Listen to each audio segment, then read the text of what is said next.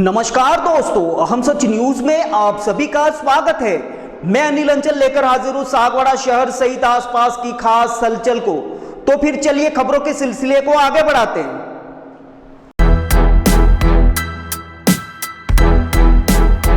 श्री पाटीदार समाज जिला डूंगरपुर द्वारा विद्यानगर पंचवटी में सरदार वल्लभ भाई पटेल एवं वागड़ पाटीदार समाज के रत्न संत केशव जी भाई जसेला की प्रतिमाओं का अनावरण व बालिका छात्रावास का लोकार्पण एवं समाज समागम समारोह आयोजित हुआ, जिसमें बड़ी संख्या में समाजजनों ने भाग लिया।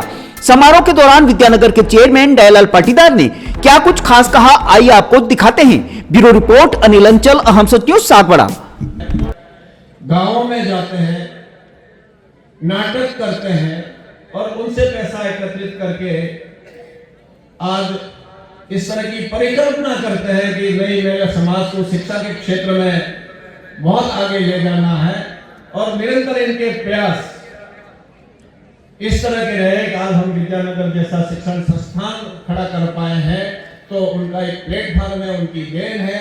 इसलिए उनकी भी मूर्ति का अनावरण आज किया और फिर 2 फीट 3 फीट नहीं, पूरी 11 फीट की मूर्ति हमने बनाई है, ताकि जाते हुए भी याद करें कि 11 फीट की मूर्ति यदि किसी की हो सकती है, जैसा किसी महान व्यक्ति की भी होगी।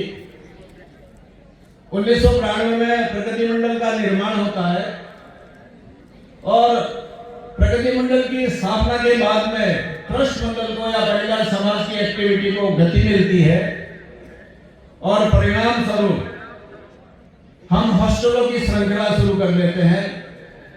आज बालिका छात्रावास में हमारे काफी मेहमान गए थे। हमारे जो कॉम्प्लेक्स था वो भी कभी हॉस्टल ही हुआ करता था, सामान्य हॉस्टल। हमने उदयपुर में हॉस्टल की, सिमलवाड़ा में हॉस्टल की, उदयपुर में हॉस्टल की। इस तरह से एक श्रृंखला खड़ी करके हमारे देवी कालांतर में समय बदला और फिर नई जो टीम आई उसने देखा कि नहीं, शिक्षा के क्षेत्र में समाज को आत्मनिर्भर बना देना है, कुछ भी हो जाए। तो एक विद्यानगर की परिकल्पना की गई, पैसा जुटाना रहा, कैसे जुटाएं, कौन दे, बड़ी कल्पना करते थे तो लोग काफी हंसते थे। आज भी हम सरदार धाम की परिकल्पना करते हैं तो कई लोग हंसते हैं, पर मैं दावे से कह सकता हूं कि सरदार धाम खड़ा होगा, आप देखेंगे और इस पाटीदार समाज के अंदर परिवर्तन लाएंगे। 2007 में हमने उमिया माता जी गए और वहां के नेतृत्वशाली लोगों से मिले। आप सबको मालूम है, आपको भी मालूम है, हम देवा पटेल है, ये कड़वा पटेल है, माता जी उमिया की कुल देवी बताते हैं, तो हमारे यहाँ किस तरह का विरोध आया होगा। पर हमने तो जगदम्बा मान करके चले, ये किसी की हो नहीं सकती, सबकी है, हमारे लिए जगदम्बा है। उमिया माता जी का रथ लाए, करीब 1 करोड़ रुपए के करीब हमने धन संग्रह किया। आप सबके सहयोग से, आप सबके प्यार से, आप सबके आशीर्वाद से। इसके पहले तक जब केशव जी ने शिक्षा के क्षेत्र में आगे बढ़े और जब पैसा नहीं हुआ तो समाज के अंदर एक नया संकल्प लेकर के आए कि 1 रुपया प्रति परिवार प्रति घर और 1 मुट्ठी अनाज यदि मेरे को मिल जाए तो भी मैं ये शिक्षण संस्था चला दूंगा। तो मैं मेहमानों से अवगत कराना चाहूंगा कि जो भी देख रहे हैं आप, 1 मुट्ठी अनाज और 1 रुपये से ये सब खड़ा है। 1 रुपया और 1 मणा अनाज के लिए सामान्य बात नहीं थी देना। अनाज तो फिर भी दे देता था, क्योंकि घर में होते थे, कोठारों में होते थे, डगले पड़े रहते थे, हमारे तो कमले हुआ करते थे, उसमें रहते थे, तो कोई भी दे देता था। और 1 रुपया महत्वपूर्ण था और उस 1 रुपये के लिए इन्होंने सत्याग्रह किया, खाना छोड़ देते थे, जूते छोड़ देते। जो मेरी उम्र के लोग हैं वो जानते हैं, ऐसा बड़ा आदमी जब होता है तब ऐसे विद्यानगर खड़े होते हैं। और विद्यानगर की परिकल्पना के बाद में भी आपने देखा 2007 में हम रथ लाए, 2008 में एक बिल्डिंग का लोकार्पण किया, एक का शिलान्यास कर दिया। 2010 में फिर समय आया, हमने दूसरी बिल्डिंग का लोकार्पण किया, एक का शिलान्यास कर दिया। और ये संग्रह 2010, 14, 16 तक चलती रही अनवरत। हम इस तरह से रहे। जब हमारे तीसरा लोकार्पण की बात आई उस समय कोरोना आ गया, और आप सबको विदित है कोरोना के अंदर हमारे सामने क्या गुजरी होगी। पर उस समय भी यही पाटीदार समाज था जिसने हिम्मत कभी नहीं हारी, और हमने जो भी बस स्टैंड के पास में जो हमारे छात्रावास थी उसको कॉम्प्लेक्स का स्वरूप दिया, आफत को अवसर में बदला कि हमारे पास बहुत अच्छा समय है इस समय कोरोना के अंदर कि हमको वहाँ भीड़ भाड़ नहीं मिलेगी और हम कोई भी चाहे तो कॉम्प्लेक्स खड़ा कर देंगे। और मैं अतिथियों सबको अवगत कराना चाहूंगा, हमने 20 करोड़ का अवगत कोरोना काल में खड़ा कर दिया। और आज एक सागड़ा की एक नाक है, प्रथम भवन भी कह सकते हैं उसको, लोग देखते हैं ये किस्सा है, पाटीदार समाज का नाक है, ये पाटीदार समाज की इज्जत है। ऐसा नहीं कि हमने ये जो भी काम किए उसमें हम मेहमानों को ही आग्रह करते हैं या दूसरे जगह से ही पैसा लेते हैं। सर 90% पैसा तो हमारे स्थानीय लोगों का ही है, भले वो 1 महीने की सैलरी देते हो कर्मचारी, या रिटायरमेंट में 1 महीने की सैलरी देते हो, अथवा हैसियत के अनुरूप देते हैं। उस हिसाब से ये हमारा पाटीदार समाज, आप देखोगे, मैं बता दूं, ये नहीं कह पाएंगे, मैं कह दूं, मैं 1 हेक्टेयर का मालिक हूं और बहुत अच्छा किसान कहलाता हूं, पानी खरीद के पीता हूं, अनाज खरीद के खाता हूं। अब आप देख लें हमारी क्या स्थिति यहाँ पर होगी खेती की दृष्टि से, तो उस पर भी हम विचार करेंगे, आगे मैं बताऊंगा इस संबंध में। तो हमने बढ़ते बढ़ते बढ़ते 2022 में जब वापस हमने सीबीएसई का लोकार्पण किया, सूरत की हमारे पास टीम आई और एक परिकल्पना आपके सामने रखी थी सरदार धाम की, कि आने वाले समय में पाटीदार समाज इस तरह का सरदार धाम होगा। और ट्रस्ट मंडल ने घोषणा की थी कि जुलाई 24 के अंदर उसका काम प्रारंभ कर देंगे। और आपको बता दूं, आप तारीख नोट कर लो कि जुलाई 24 में हमने वो काम प्रारंभ कर दिया डूंगरपुर के अंदर। और एक बड़ी हॉस्टल सरदार धाम का एक प्रकल्प गंगे में हमारा पूरा होने जा रहा है, हम उस पर अभी लगे हुए हैं। कोरोना की वजह से हमको गति में कहीं रोक आई थी, तो अब हम सरदार धाम की कल्पना करते हैं। परंतु मैं यहाँ ये भी कहना चाहूंगा, भले कुछ लोग कहते हो कि 24 घंटा जगता है, रात दिन करता है, पर बिना टीम के कोई संभव नहीं है। हमारे पास भी ऐसी टीम है अच्छी, 5, 50, 100 आदमियों की, जैसा कहो वैसा कर देते हैं और उस टीम के हौसले पर चल रहे हैं। और बड़ा ताज्जुब होगा आप लोगों को, मेरे पास में अभी 5-7 आदमी तो ऐसे हैं जो 24 घंटे मेरे पास होते हैं। और मैं नाम भी बता दूं आप सब लोगों को, प्रभुलाल जी सिलोई मेरे पास 24 घंटे रहते हैं, मोहनलाल जी दोनों बांगरगढ़, एक सीनियर है एक जूनियर है मेरी भाषा में, दोनों हमारे फुल टाइम यहाँ पर देते हैं। हमारे नटवरलाल जी पूरा टाइम यहाँ पर देते हैं नैयाड़ा। हमारे रमन जी ने बहुत बड़ा जिम्मा गाड़ियों का संभाल रखा है। आपके पास 1 ट्रैक्टर, 2 ट्रैक्टर, 3 ट्रैक्टर होंगे तो आप घबरा रहे होंगे कि क्या होगा।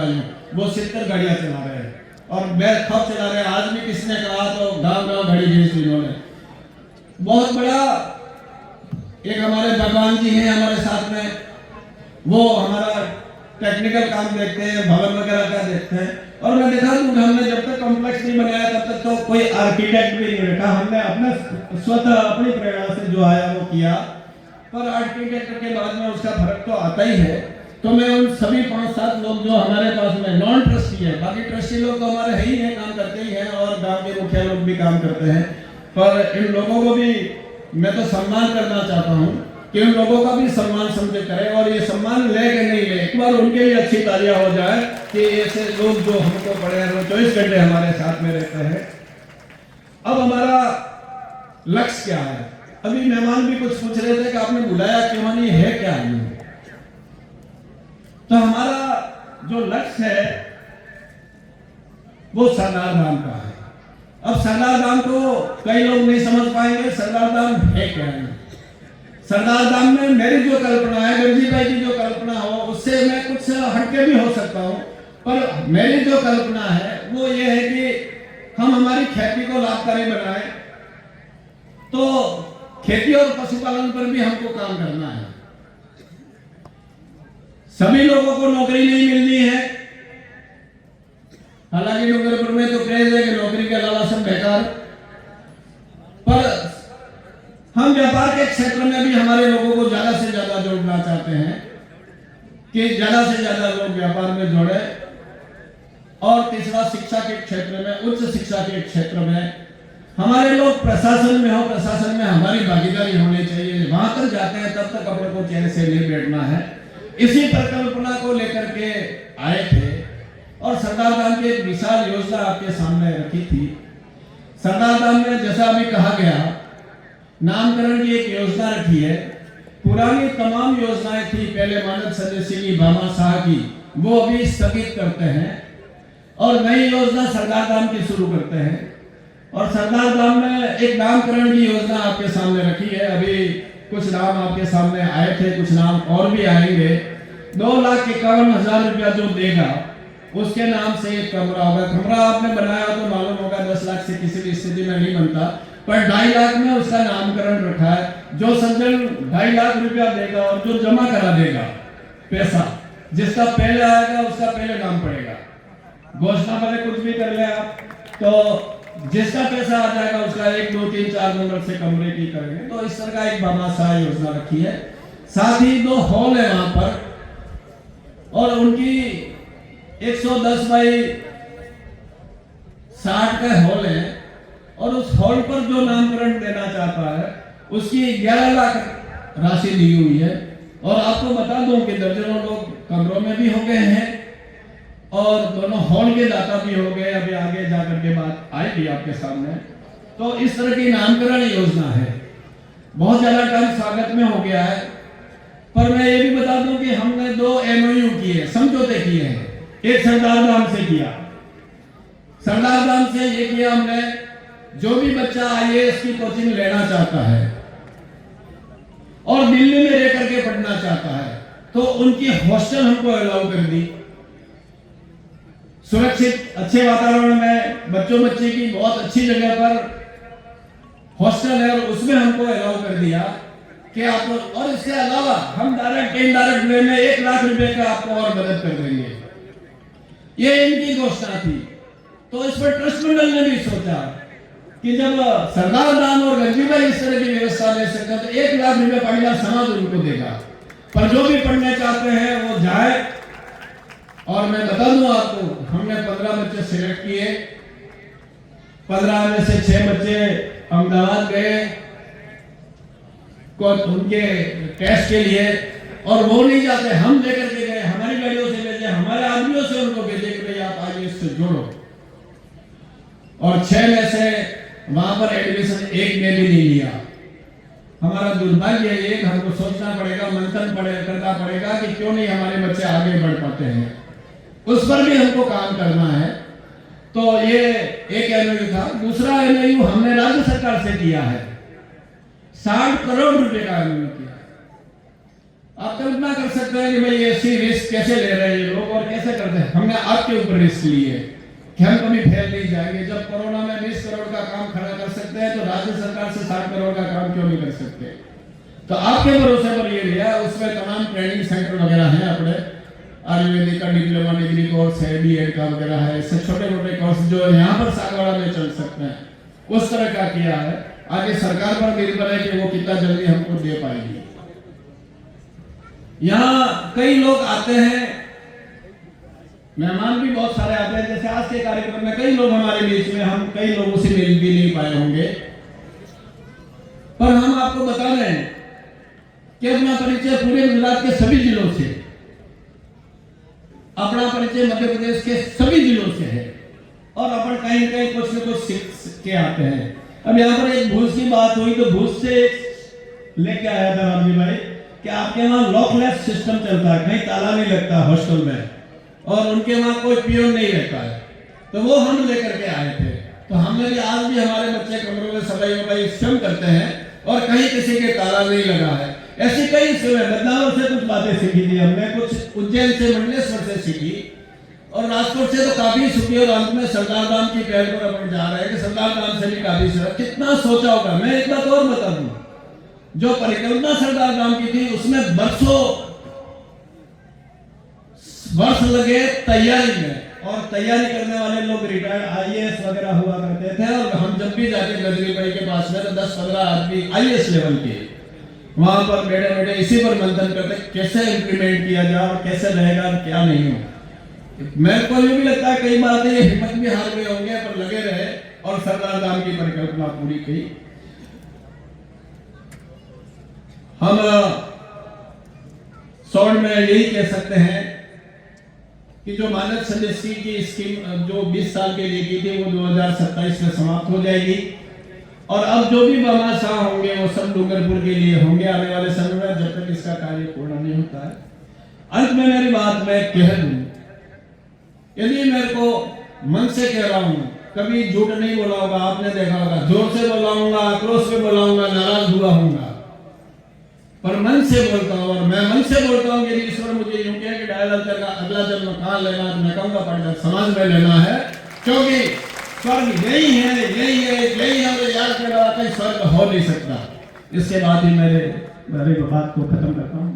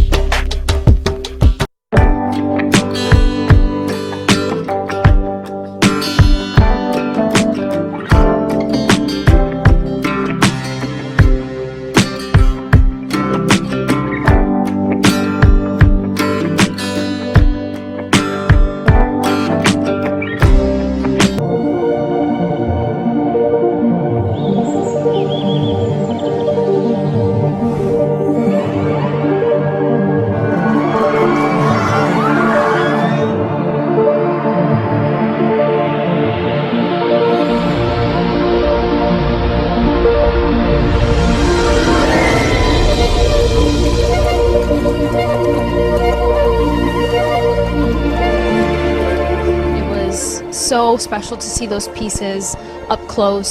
Sometimes I get to wear them, which is extra special, but there's so much craftsmanship and thought that gets put into these pieces, so I feel incredibly lucky. It's amazing as always, and it's more special because we're in Venice, so. I thought that the show was absolutely stunning. Some of the pieces are familiar to me, having worn them in the campaign, but I just thought Everything is just so amazing and dreamy. It's really an amazing night. As usual, the gemstones and the pieces that Lucia uses are so exquisite, but the design is so intentional. So I just thought that it took my breath away, honestly. I really felt the jewelry within the women, so that was spectacular to see. It was incredible to see such variety and such representation because, again, it being the Mediterranean, we see all sorts of skin tones and body types.